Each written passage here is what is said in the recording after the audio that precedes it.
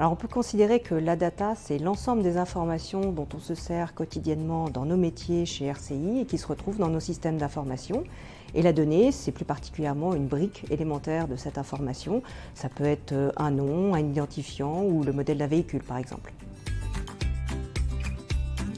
Imaginez notre architecture informatique comme un réseau routier avec des sentiers, des départementales, des autoroutes.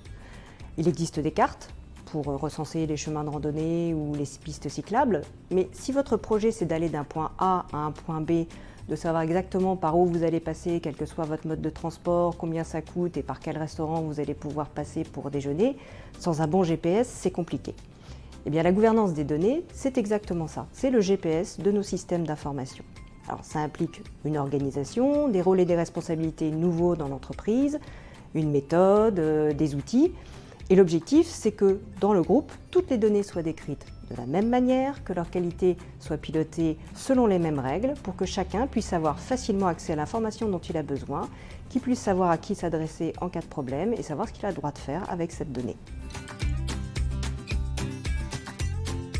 Le but, c'est d'avoir toutes les données au même endroit pour pouvoir mieux les partager sans avoir à les recopier.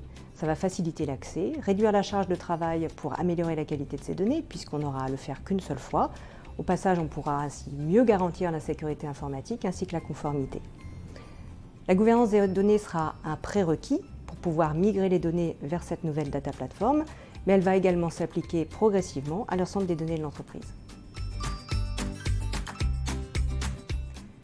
Les premières données que nous avons mises sous gouvernance sont celles qui servent à la titrisation. Ça nous a permis de commencer à travailler sur des données comme le VIN, qui est l'identifiant unique des véhicules, ou le grammage de CO2. Et nous avons confirmé par la suite qu'elles étaient utilisées dans beaucoup d'autres cas d'usage, mais avec des sources d'informations différentes. C'est le cas par exemple du calcul des valeurs résiduelles ou des futurs reporting qui vont être exigés par la BCE. Ça nous a donc permis de commencer à travailler sur un référentiel de données, c'est-à-dire un endroit unique où va se trouver la bonne donnée, la donnée de référence.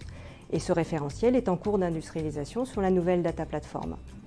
C'est un excellent exemple de ce qu'on appelle le Collect Once, Use Many.